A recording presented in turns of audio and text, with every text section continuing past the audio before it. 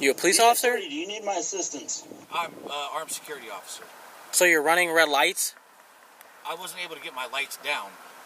You're running red lights? Yes, I ran a red light. 2 of them. What's going on, boss man? How you feeling? You're not a police officer, man. A traffic stop should feel completely normal, but this one, it felt wrong from the first second, and it exposed a man who had already crossed the line more than just once. It was late at night in Cuyahoga Falls, Ohio, when a uniformed officer emerged from the Cuyahoga Falls Police Department. He was doing his duty previously and was on routine patrol, nothing unusual. Just another quiet night in a small city until movement broke the silence and everything went wrong, starting here.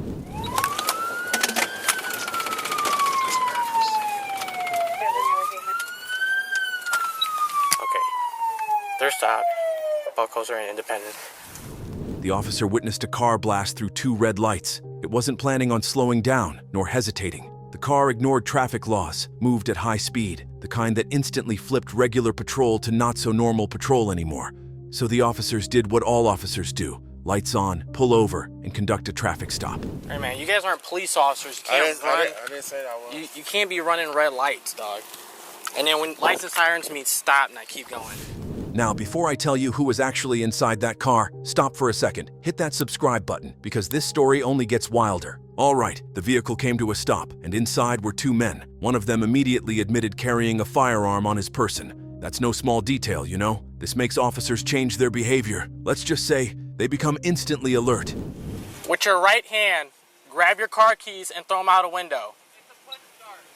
Where are your keys at? In my right hand pocket. All right, just keep your hands out of the window. Just to let you know, officer, I am armed. Okay. Where's your firearm at? In my holster on my left hip. All right, do not move. The men didn't claim to be running errands, nor say anything about being late, which caused them to speed up. They straight off claimed to be armed private security, responding to a call for an officer in distress. You heard that right, private security, responding to an officer's call, in distress. Even the officers hearing this for the first time had to do an internal double take. All right, man. What's going on, dude? What are you doing? We just got a call over the radio for a Signal 44. We have 2 officers on the other side of Akron that just called for a request for help. You a police officer? Do you need my assistance? I'm armed security officer. So you're running red lights? I wasn't able to get my lights down. You're running red lights? Yes, I ran a red light. 2 of them. What's going on, boss man? How you feeling? You're not a police officer, man. I know that. Unit 3, I see a APD en route to your direction. And then it got more interesting. Officers saw badges labeled Peace Officer. They saw handcuffs, red and white lights installed inside the vehicle. This is the moment the mood changed. They aren't even security. Why does security carry peace officer badges and police lights? It doesn't make sense. The officers didn't jump to assumptions but demanded a proper investigation into the 2 dudes. All right, boss man. Passenger, you're gonna come out first, okay? Are you armed? Yes, I am. All right, just step out and face away from me, all right? No problem. All right, man, you guys aren't police officers. You can't run. I didn't say that I was. You can't be running red lights, dog. And then when lights and sirens mean stop, and I keep going. I didn't hear the siren.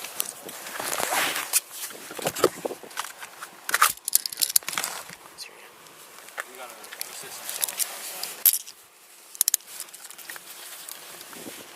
Why am I being detained? You're being detained right now because your buddy didn't stop. Who do you work for?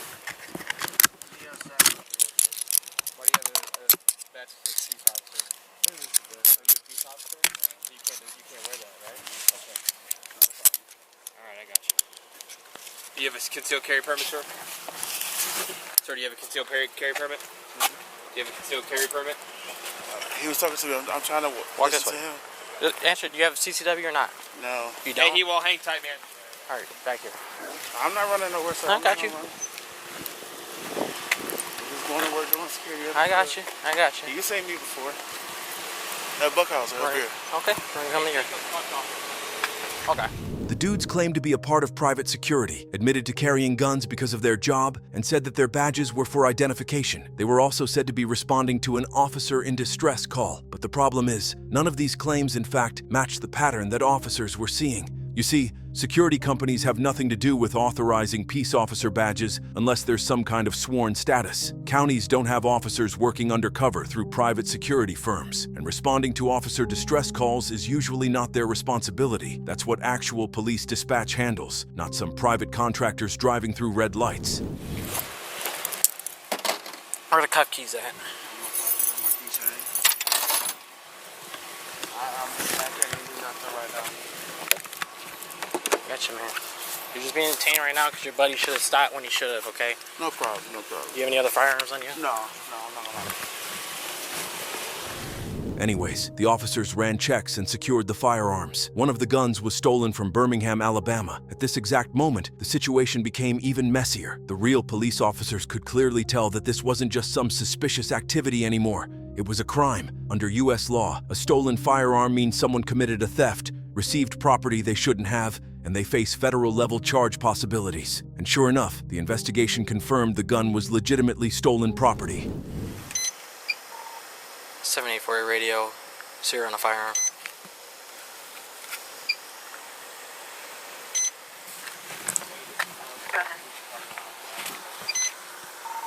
Frank Charles Young, 3431 on a Smith & Wesson.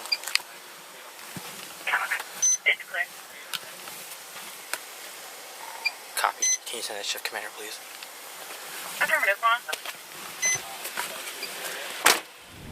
Once the officers ran their checks and gathered information, the two dudes were officially identified. This dude driving the car was Shawn Whitacre, and his passenger Prince, Dwayne Jordan. But here's where the story gets even messier. Shawn was the guy claiming to represent a private security firm, the same one connected to the so-called officer in distress call. Dwayne, however, wasn't even registered as an employee or agent of that company. In fact, Dwayne had nothing to do with the security guards. He was just there, in his passenger seat, holding one of the firearms found in the car, a stolen firearm on top of that. And for the car, taken in Ohio, the stolen gun was traced to theft in Alabama. So now we've got two dudes declaring to be private security officers. The other's just a passenger Prince without any official credentials, driving fast enough to run red lights, equipped fully in police-style badges. I'm sure you're now starting to see why this traffic stop flipped from routine into a tangled legal drama. Okay, who do you work for? This company. Well, he's saying you don't. I work for a company out of Cleveland, G Enforcement. I just moved down here to Akron. You just moved down to Akron? Yes. So do you still work for that company in Cleveland? Yes. Okay. I'm back and forth. So are you working for them right now? Who? Are you currently on the clock for your other company? No. No. Are you on the clock for his company? I just got hired today. Today? Yes. So you have a payroll, all that. Just getting started today. So you don't even have payroll. So how are you getting paid right now? They pay us cash or cash out. Okay, man, that's a little. Who do you work for at the hookah bar? You just work for them? Yes, just doing security, that's all. Okay, do you have a security license? I'm currently working on it. Okay, do you have 120 hours of PATA? I'm going through that as of Monday. Okay, and you don't have a CCW? No. Okay, alright, just hang out for me, okay? Because my firearm came back clear, right? Yeah. Because it's never been fired. I mean, that still hasn't. It come back clear as like if it's stolen or not. Oh no, it's registered. It should be registered to me. Okay. Yeah, we're just making sure about that. All right, I'll come back and talk to you in a sec. After the investigation, formal charges were brought against both men. For Shawn Whitacre, the main charge was receiving stolen property. But before that, when the officer revealed the dudes had stolen property, they clearly denied it and claimed that the property had been registered. But since it was stolen property, Shawn was faced with a serious federal offense. Anybody living in Ohio knows how receiving stolen property carries insanely expensive penalties, especially when the item in question is a firearm. Let's talk about his... Hey man, so let me just ask you a couple of things. Your Miranda is correct? Okay, so what call are you going to right now? Like, what's happening with that? There was from what I got on the radio, there was a large fight that was uncontained, and they needed assistance. Okay, did they call Akron police? I have no idea if they did or not. So tell me your thought process when you're going up. How fast are you going? How fast do you think you're going? I would say around 50 through there. Okay. Why do you think it's a good idea to go through the red light like that? I didn't realize it was a red light at the time. Okay. Okay. Why are you going through lights with your red and white lights on? Just trying to get there. Okay. So You know, you're not supposed to have those on, man. You know, I can see private property. You can't have those red and white lights on, man. Okay. Do you have a siren in there? No, there's no siren. So, okay, so you just have the red and white lights on, Yes, no siren? That's it. Okay, just hang it tight for me, okay? It's passenger Prince, Dwayne Jordan. This guy was charged with improper handling of firearms in a motor vehicle. Ohio has clear-cut laws on how firearms must be transported, including secure storage and proper permits. According to the officers, Dwayne's way of carrying and handling the firearms inside the moving vehicle didn't obey Ohio's rules and regulations. But here's where the story takes an unexpected twist. So, he doesn't have a 120-hour Opata. He's never went through a Opata course. He says he works for them, but they pay him through Cash App, and he just started today, so he has no payroll or nothing. Okay, It's none of that. He works for a security company up in Cleveland, but he is not on the clock for them right now. He has no security license. He's out here doing things he should be doing. Yeah, and the hookah bar thing is just something that they just asked him to do. So, so he has no employment for security. I think you have it, honestly. Yeah, See what you're going to have, I think, more than just... I mean, lowest you're going to have is a gun charge for the guy for sure, but... Did you run his? Yeah, that's clear. We're just going to see what Dave says about him wearing all that. Do you know if they turned the lights on? I have no idea. We can ask him to see if he did, because he's under Miranda right now. Yeah. He's back at 7. Yeah.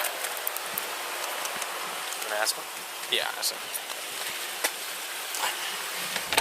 And to celebrate, I'm doing a $100 Amazon gift card giveaway to celebrate when this channel reaches 1,000 subscribers. No action is required to enter. Just be here when we reach the milestone, and I'll randomly choose the lucky winner. If you want to follow the journey or see the winner announcement, feel free to subscribe.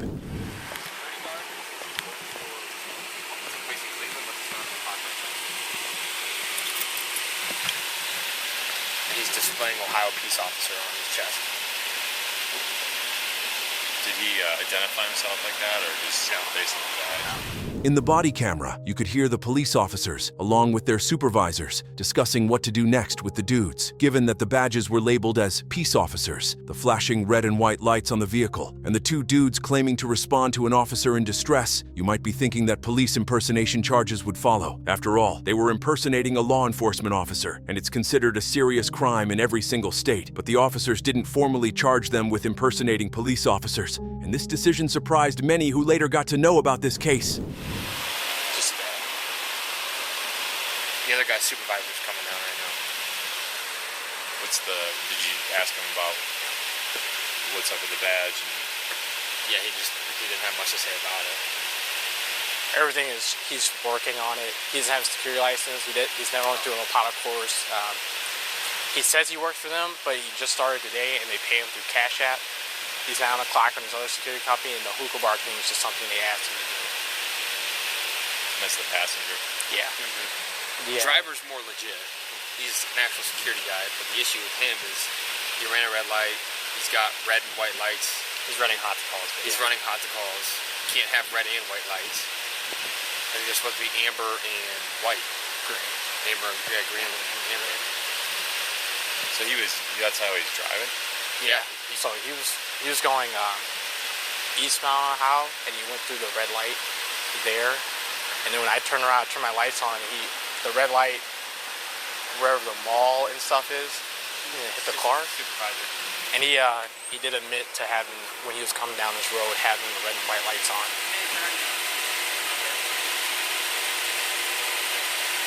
They're all kitted out. They're about to be crazy.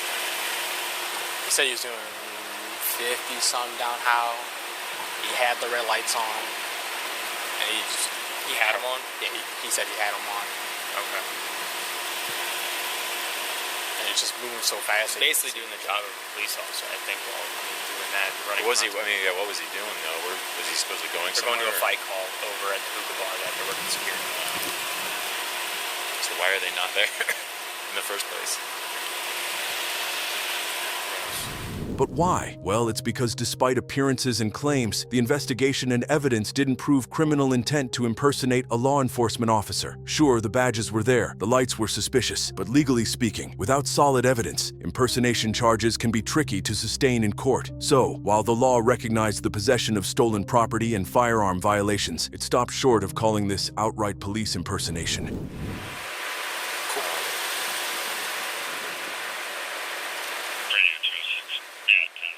You guys Mirandize these dudes too. What kind of gun? Did he have a pistol or something? He's got an AR pistol in the back. Passenger had a pistol on him. Driver also had a pistol on him. Most of the guns are going to belong to the driver. At least that pistol on him. All these dudes carrying around AR pistols and shit. My man is decked out with the mags on his chest and everything. He has like 8 AR mags on him. If you want to go get started on the driver stuff and look that stuff up, so we're not keeping them here longer than we need to. Okay. Yeah. We'll talk like that.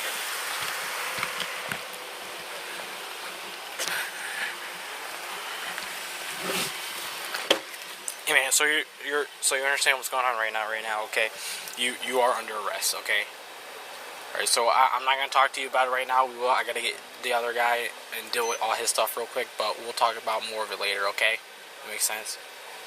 So I am going to jail. Yes. He's going to jail too? We're gonna see. We gotta read over a couple things, but I mean, the biggest thing that you have right now is that handgun. You cannot have the handgun. In the end, this wasn't any naive moment, nor a federal agent operation. This was a mere traffic stop that revealed a second-time offense, stolen property possession, and firearms violations without the impersonation charge actually being filed. So, if you think they were acting like cops or are not guily, let us know your thoughts in the comments down below, and subscribe to our channel for more such stories.